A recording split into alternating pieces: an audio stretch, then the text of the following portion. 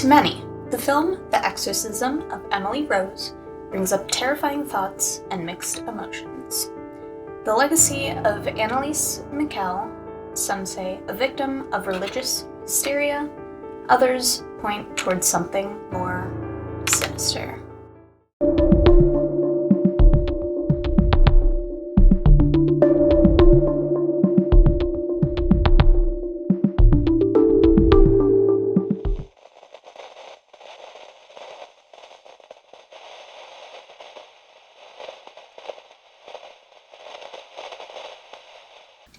Welcome to the desk. I'm the desktop detective, and this is where strange histories, unsolved mysteries, and a few wild conspiracy theories all end up. So let's open the file and start connecting the dots. Before we dive into dark details, a moment for the nails.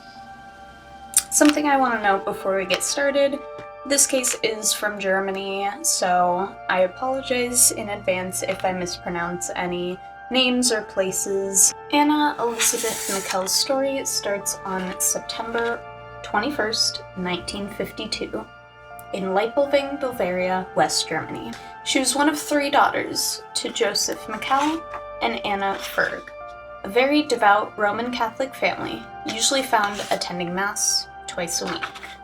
Anneliese's early years start off just as any other young bright girl.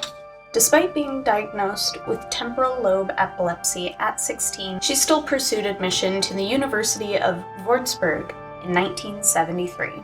Unfortunately, shortly after entering into her university, her normalcy would come to a halt. By the time she was 20, a strange phenomenon happened that shook the family. Anneliese started to become intolerant to religious objects and began to hear voices. Despite aggressive treatment with anticonvulsants and antipsychotics, her condition deteriorated. The seizures intensified, the hallucinations grew more disturbing, and her violent outbursts became increasingly self-destructive. By this point, Anneliese's family, along with concerned members of the community, requested the church for spiritual intervention, citing her medication wasn't working. The church declined, claiming she did not fit the profile of the possessed at the time. And let this serve as your warning. Watch or listen with discretion, as the content ahead will be unsettling. Eventually, her health and mental state began to spiral out of control. She began to act aggressive and display even weirder behavior, including drinking her own urine, injuring herself, refusing regular food and drink, growling at crosses, and eating insects. This went on for 5 agonizing years, even all while medicated, before her family and the church decided to intervene. Father Ernst Alt eventually became to believe that Anneliese Michel's condition was one of demonic possession and requested permission from the local bishop to perform an exorcism. On September 24th, 1975, Father Arnold Renz and Father Ernst Alt secretly performed the first of what would be a total of 67 exorcisms on the ill Anneliese over the course of 10 months. As some of you may know, these exorcism audio recordings are something out of a living nightmare, blurring the lines between what we hear and what we believe. These recordings can be found all over the internet, but we will just leave you with her last words.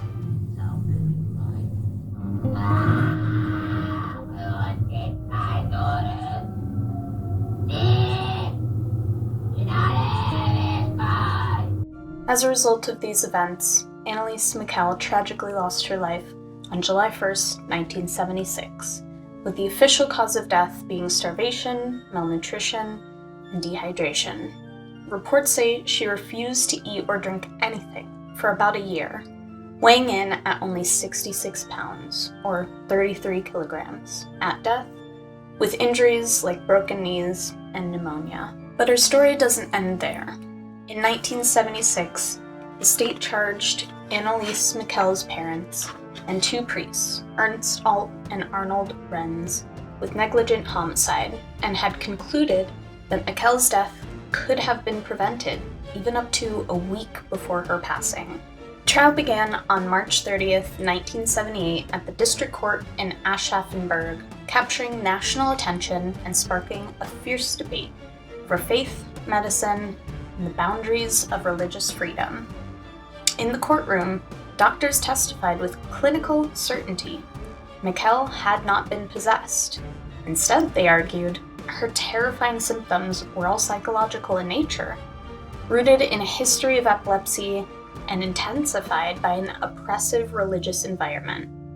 But the defense, led by attorney Erich Schmidt-Lechner, argued that the exorcisms were constitutionally protected acts of faith, not crimes. And then came the tapes. Recordings from the exorcisms echoed through the courtroom, capturing grotesque voices clashing in what the defense claimed were demons locked in argument. The priests stood by their testimony, solemnly naming 6 entities that revealed themselves during the rites: Lucifer, Cain, Judas, Nero, Adolf Hitler, and a long-dead priest named Fleischmann. According to them, it was only in the final hours before her death that Michel was finally free of them. The drama continues, though, as Bishop Stengel said that he was not aware of Michel's alarming health condition when he approved of the exorcism and did not testify in court. In the final stages of the trial, the state prosecution recommended that none of the defendants, Anneliese Michel's parents, or the 2 priests, receive prison sentences. For Father Ernst Alt and Arnold Renz, the state proposed a fine as a punishment. And for Joseph and Anna Michel, the prosecution argued they should be exempt from sentencing entirely, citing that they had suffered enough through the loss of their daughter. In 1978, the court convicted all 4 defendants of negligent homicide.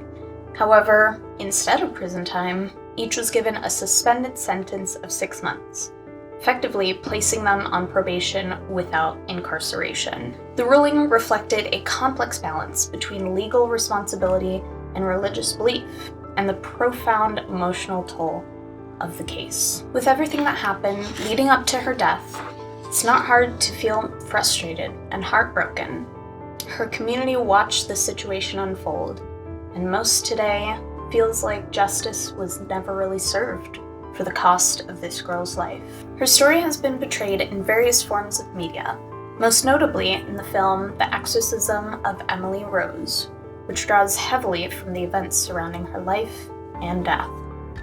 The Scottish metal band Hellripper was inspired by her case for their song Anneliese, while American metalcore band Ice Nine Kills incorporated actual recordings of Michel in the chilling intro to their song Communion of the Curse. In the end, the case of Anneliese Michel left behind more questions than answers. Half a century later, her story continues to resonate, revisited across generations and media.